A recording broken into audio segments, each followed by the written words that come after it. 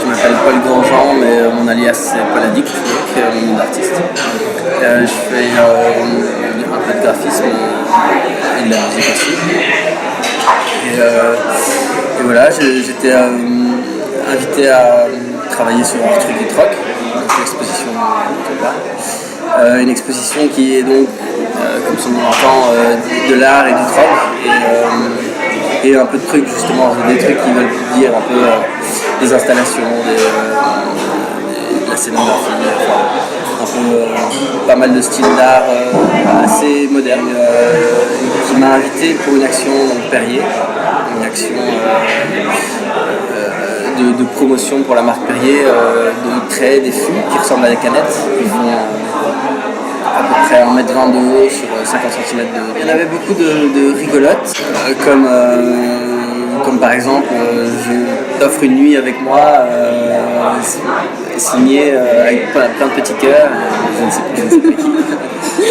Ce qui était intéressant, c'est qu'il y avait tout type de propositions, parce qu'il y avait autant des jeunes que des vieux qui venaient. Donc il y avait moi par exemple, on m'a proposé, c'est une petite de 12 ans qui m'a vu peindre, parce que je faisais donc du live painting, qui m'a vu peindre et qui m'a dit j'adore ton œuvre, puis qui m'a laissé un petit mot en me disant voilà, je t'invite à mon récital de danse et plus la possibilité que ton œuvre soit dans ma chambre pendant toute ma vie. Je trouvais ça assez sympa. Et c'est la première fois que je faisais du live painting, donc de la peinture devant des gens, et en plus il y avait beaucoup de gens à cette exposition. Je crois qu'il y a eu 10 000 personnes sur les 3 jours, et c'est vrai que j'étais un peu intimidé, donc j'essayais de tous mes dessins que j'étais en train de créer, je les faisais à l'envers, donc pour pas que les gens voient ce que j'ai déjà fait qui est un peu fini et pas le reste, parce que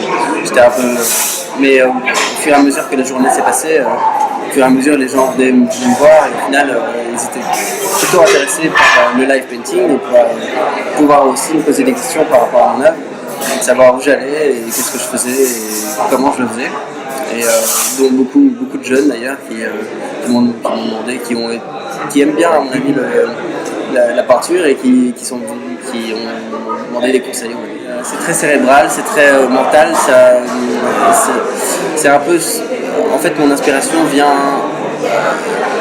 de formes géométriques, ou alors, soit je pars d'un œil, soit je pars de formes géométriques. Et alors à partir de ça, comme je crée beaucoup de portraits, je pars de cet œil ou de cette forme, et je commence de plus en plus à multiplier les formes pour arriver petit à petit à un personnage, ou simplement à des petits personnages, à plein de petits personnages, ou simplement à des formes qui vont m'induire dans la forme d'une épaule ou d'une main, etc. Et puis petit à petit, j'en donne de plus en plus de formes, et ça montre tout ce qu'il y a dans la tête, en fait. Toutes les connexions nerveuses pour moi qu'il y a dans la tête.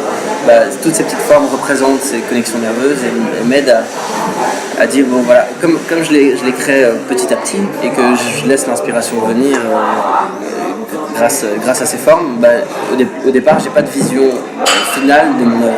Donc je pars toujours sur d'abord des formes, et après je me dis ça pourrait ressembler à un personnage, donc ça pourrait faire un oiseau ou une bête, ou je ne sais quoi, ou des lunettes par exemple là, enfin je regarde ça, vraiment tout ce qui est mental, toutes les connexions nerveuses qui me permettent de concentrer mon travail sur après créer des personnages, donc assez psychédélique.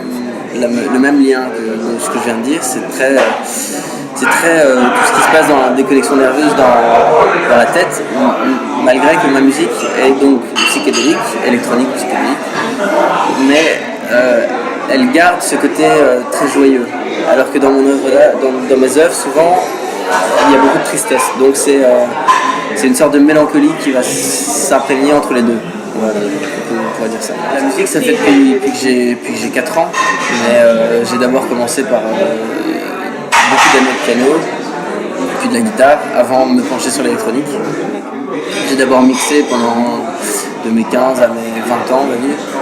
Et j'ai commencé à faire de la musique que mes 20, 21 ans, où j'ai commencé à vraiment finir la musique. Là, donc ça fait 5-6 ans que je finis ma musique, que je finis mes chansons. Et l'art, ça fait aussi depuis très longtemps, ça fait depuis mes 14-15 ans que j'aime dessiner, que je dessine en cours, au lieu de travailler, je dessine. Mais et petit à petit, et d'ailleurs j'ai voulu faire art dès ma seconde, première seconde, mais mes parents m'ont dit non, il faut que tu finisses ton cursus, il faut que tu aies ton bac et après tu pourras faire de l'art. Et après donc j'ai fait une école, j'ai d'abord commencé en France, j'ai fait une prépa, puis j'ai fait une école en Belgique, c'est comme ça que je suis arrivé en Belgique. J'adore Bruxelles, c'est une ville très culturelle d'ailleurs, très jeune, très dynamique pour tout ce qui est art.